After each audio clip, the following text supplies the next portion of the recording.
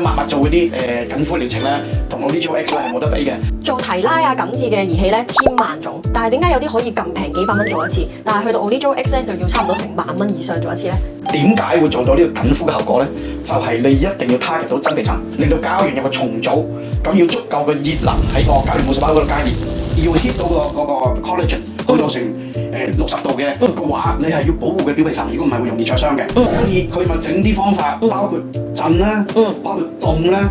快速咁噴冷，令到你嘅表皮 cool down 啦。OK， 咁你咪感覺唔痛咯。咁短時間可以令到你凍咧，係一個好尖端嘅技術嚟嘅。咁其實話我都有水冷喎，咁你水冷5度，咁負20度，咁你咪知道個分別喺邊度咯。好多人話，我部機都有凍嘅喎，貼片凍啊或者水凍咧，咁同噴冷係兩回事嘅。如果你雙極石痕或者其他嘅方法好表層碌下嘅話咧，你係冇辦法加熱到深層嘅。咁你要加熱嘅話，去到60度咁話啦，你就必須要足夠個醫學級嘅噴冷先搞得掂。所以你要噴負20幾度嘅冷氣嗰啲機先至搞得掂。所以凡係啲機碌下，或者係 contact cooling 或者 water cool 咧，冚唪唥都係表層就好快打回原形啦。